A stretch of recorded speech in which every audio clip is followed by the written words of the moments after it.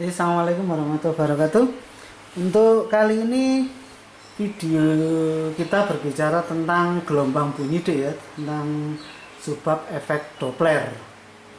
Jadi kalau pengertiannya peristiwa efek Doppler itu misalkan seperti ini. Jika ada sumber bunyi misalkan memancarkan dengan frekuensi sumber Fs. Di sini ada orang yang mendengar. Nah, misalkan yang mendengar itu Fp. Apabila keduanya diam, maka yang dipancarkan dengan yang didengar akan bernilai sama. Jika adalah salah satu yang bergerak atau dua-duanya bergerak, maka frekuensi yang dipancarkan dengan yang diterima akan berbeda. Nah, itu memenuhi persamaan berikut ini.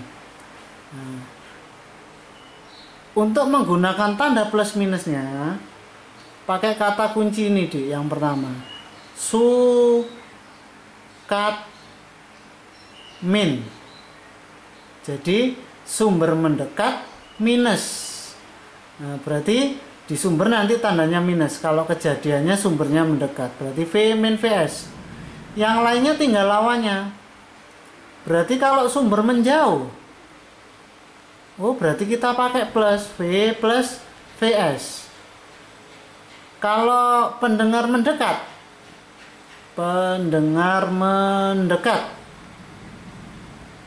nah ingat, lawannya sumber adalah pendengar. Kalau sumber mendekat minus, berarti kalau pendengar mendekat plus, jadi V plus Vp. Nah berarti kalau pendengar menjauh, ya V min Vp.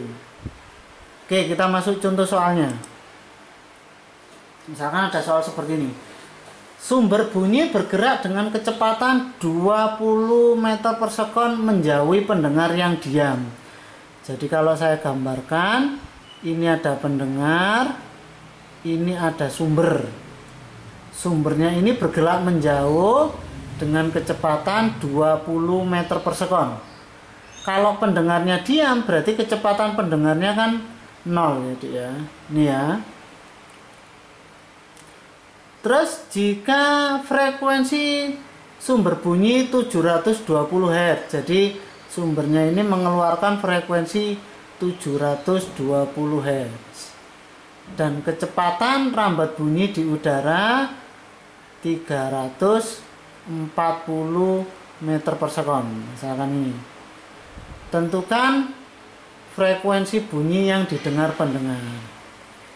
Coba kalau saya tulis persamaannya gini, frekuensi yang didengar dibanding frekuensi sumber, kalau atasnya pendengar berarti ini V plus minus Vp, yang di sini V plus minus Vs. Sekarang kita lihat kejadian pendengarnya. Pendengarnya kan diam. Kalau diam berarti kecepatannya 0. Baik tanda plus atau minus nggak pengaruh karena 0 dibagi V. Sekarang lihat sumbernya. Tadi sukat min, kalau sumber mendekat minus. Ini sumbernya menjauh, berarti plus Vs. Nah, kita masukkan nilainya.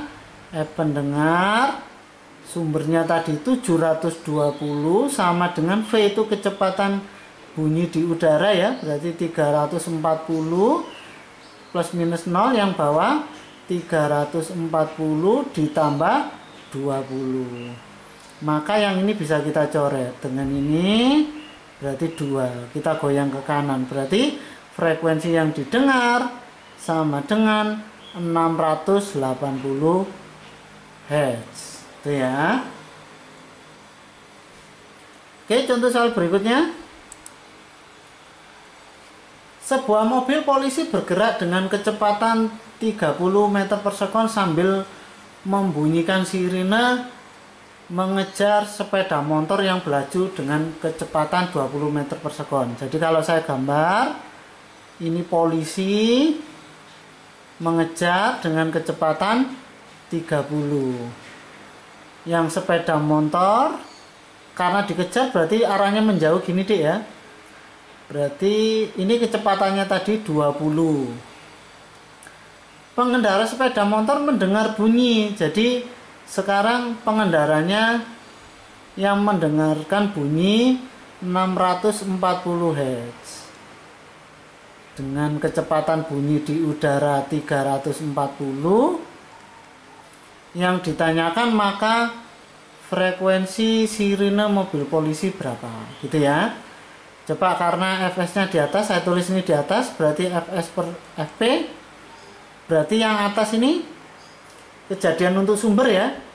Nah, dilihat dari gambarnya, sumbernya kan mendekat. Ingat Sukatmin, berarti kalau sumber mendekat negatif, dibagi pendengarnya menjauh. Kalau pendengar menjauh, ingat sumber mendekat minus, berarti kalau mendengar mendekat plus, berarti kalau pendengar menjauh min. Berarti di sini V min VP. Nah, ini ya. Saya masukkan nilainya, berarti F sumber ini 640 sama dengan 340 dikurangi sumbernya kecepatannya 30 dibagi 340 dikurangi 20. Berarti ini bisa tak coret lagi. Nah, ini 2 goyang ke sana. Berarti hasilnya akan 620 Hz. Ini ya. Oke, jadi kata kuncinya ingat pakai Sukatmin. Oke, ke soal berikutnya. Si X berdiri di samping sumber bunyi yang frekuensinya 676 Hz.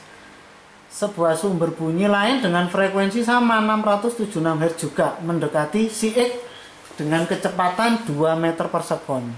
Jika cepat rambat bunyi di udara 340 meter per sekon, maka si X akan mendengar frekuensi layangan berapa? Maksudnya frekuensi layangan atau frekuensi pelayangan itu, Dik. Jadi kalau ada 2 orang mendengar 2 sumber bunyi, misalkan dari sumber bunyi A dan sumber bunyi B. Nah, selisih dari yang didengar itu yang namanya frekuensi pelayangan. Oke ya. Coba ini kalau saya gambar, ada sumber bunyi pertama, tak misalkan A, sumber bunyi dari A itu 676 Hz. Terus ini ada si X yang berdiri diam. Terus ada sumber bunyi lain, saya misalkan sumber bunyi B. Sumber bunyi B yang bergerak mendekat dengan kecepatan 2 meter per sekon. Ini ya.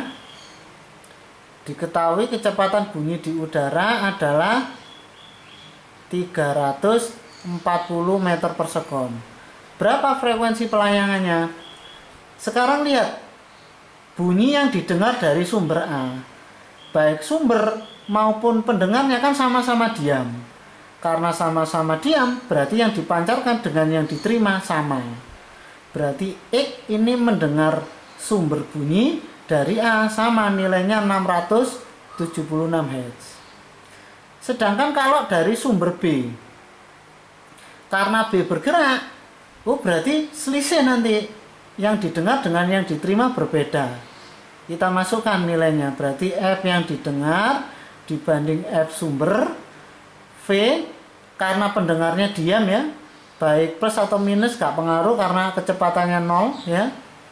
Sumbernya mendekat, Sukatmin. Ingat sumber mendekat berarti negatif, V min Vs. Kita masukkan, berarti Fp ini 676 sama dengan 340 dibagi 340 kurangi 2. Nah, ini kan berarti 338. Berarti bisa tak curah ini, ternyata 2 juga. Tak goyang ke sana. Berarti yang didengar dari B sama dengan 680 Hz. Berapa berarti frekuensi pelayangannya? Selisihnya berarti 680 kurangi 676. Berarti hasilnya 4 Hz. Nah, itu ya. Kalau ada soal ketemu ditanyakan frekuensi pelayangan. Oke, soal berikutnya jika di soal itu diketahui ada kecepatan angin, Dik. Ada kecepatan angin. Nah, jadi rumusnya akan ditambahi ini, kecepatan angin ini. Nah, gimana cara menggunakan tanda plus minusnya? Misalkan, kalau ini ada sumber, terus di sini pendengar, kalau kecepatan anginnya menuju sumber, menuju pendengar, maka tanda yang dipakai baik atas maupun bawah plus semua. Jadi plus semua. Contoh misalkan soal ini. Sebuah kereta api membunyikan sirine. Nah, ini kereta api ya, saya tulis sumber aja. Dengan frekuensi 600 Hz. Ya. Dengan kecepatan 20 meter per sekon. Mendekati stasiun. Nah, ini stasiunnya. Saya gambar tugu gini, stasiun ya. Jika kecepatan bunyi di udara adalah 340 meter per sekon.